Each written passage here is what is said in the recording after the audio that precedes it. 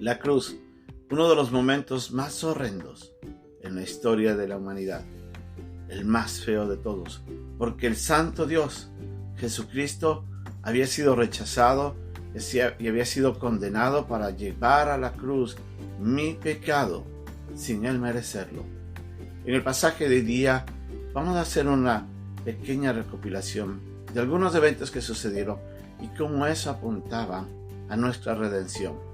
Así es que acompáñeme, aprendamos juntos en este día un poco y reflexionemos en cuanto a la obra de nuestro Señor Jesucristo, ese día en el que dio su vida por nosotros. Es nuestra lección de hoy día, en un momento con Dios.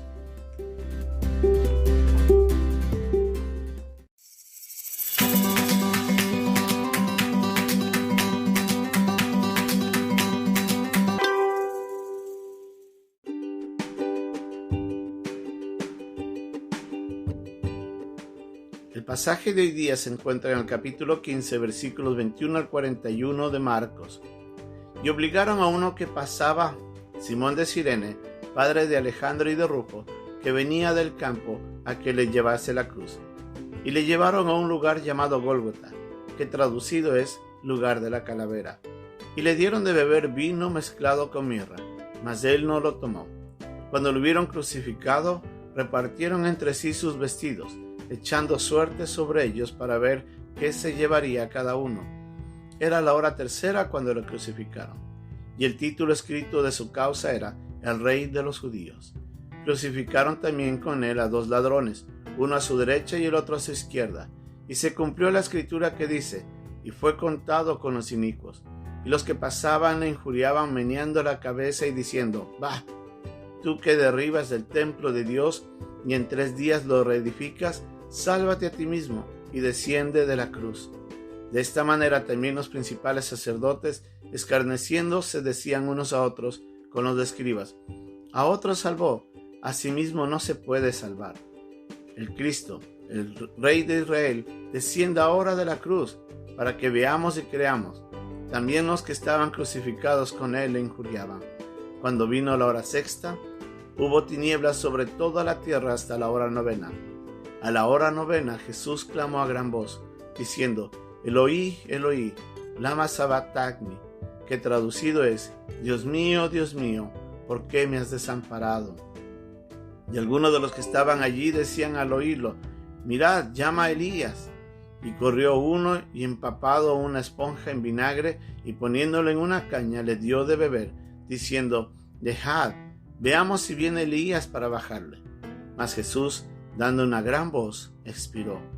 Entonces el velo del templo se rasgó en dos, de arriba abajo, y el centurión que estaba frente a él, viendo que después de clamar había expirado así, dijo: verdaderamente este hombre era hijo de Dios. También había algunas mujeres mirando de lejos, entre las cuales estaban María Magdalena, María la madre de Jacobo y el menor de José, y Salomé, quienes cuando él estaba en Galilea le seguían y le servían, y otras muchas que habían subido con él a Jerusalén.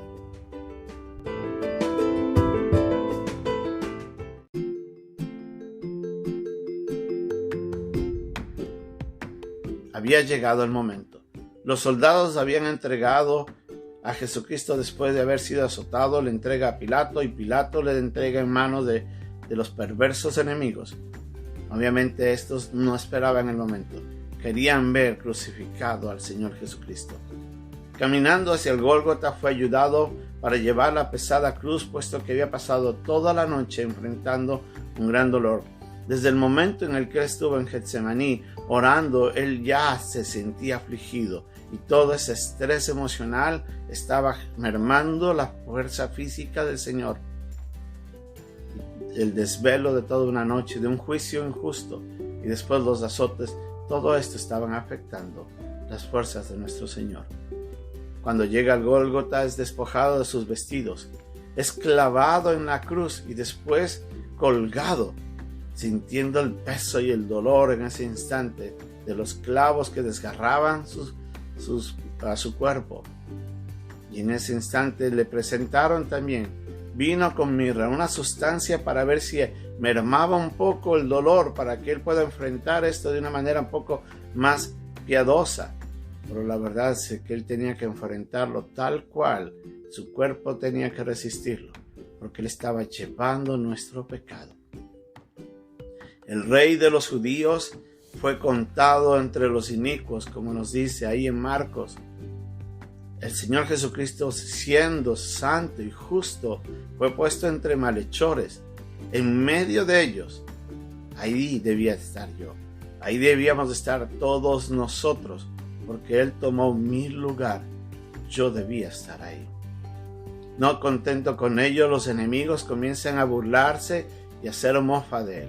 Uno y a otro pasaban frente, diciéndole injurias y burlándose. Aún el malhechor que estaba al lado de Él, el que nunca creyó en Él, le dice: si tú eres del Cristo, sálvate a ti mismo y a nosotros. Pero obviamente Él no sabía de que Él estaba salvándonos, pero de una manera distinta. En el momento más oscuro del día, pasadas las horas sextas, se oscurece el cielo, y en ese momento el cielo muestra su dolor. Y en el momento cuando el Señor estaba ya por morir, siente la separación del Padre, y en ese instante le dice: Señor, ¿por qué me has desamparado? Y en ese instante, después de no soportarlo más, pega un grito indicando de que todo estaba consumado, como nos dice Juan. Y en ese momento expiró. Él había muerto por nuestros pecados. El velo del templo en ese instante se desgarra de arriba abajo. Ya no había separación entre Dios y el hombre que había creído en el Redentor. Nosotros ahora podemos entrar abiertamente a la presencia del Señor por medio de la fe de la sangre del Cordero, que había abierto el camino nuevo hacia una nueva relación entre Dios y el hombre, que creyendo en Jesús encontró el perdón y la salvación. La sangre del Cordero hizo posible todo esto. Y ahí, en la cruz, Jesucristo derrotó a Satanás y a sus demonios. Los exhibió públicamente, triunfando sobre ellos en la cruz, nos dice Colosenses, dándonos a entender que en ese momento Satanás fue expuesto como derrotado. Él no es el que gobierna el mundo, es Cristo, el Señor, quien gobierna todo. Todo eso, el momento de la cruz. Nuestro deber, nuestra responsabilidad, nuestra obligación ante tan grande obra es entregar nuestras vidas al Señor. Usted y yo tenemos que vivir adorando en sacrificio vivo para aquel que entregó su vida y sufrió todo para salvarnos. ¿Por qué no se compromete a entregar su vida? Y dígale: Señor, desde hoy me consagro a ti. Y si usted no ha creído en Cristo, si hoy entiende de que todo este relato es realmente que está llegando a su corazón y usted se ha dado cuenta de que usted necesita del Salvador, pues ese es el momento. El Señor quiere salvarle. Ábrale su corazón. Dígale a Cristo: yo quiero ser salvo. Yo no quiero tener más enemistad contigo. Perdóname. Me arrepiento y pongo mi fe en lo que tú hiciste en la cruz por mis pecados. Y el Señor le perdonará. Él quiere tener esa misma relación con todos los hombres, pero cada uno de nosotros somos responsables en decidir aceptar o rechazarlo. Acéptelo hoy y viva una vida consagrada a quien sufrió todo por nosotros. El Señor nos ayude a adorarlo desde hoy día hasta el día en que le veamos ahí en el cielo y estemos ante su presencia. Bendiciones.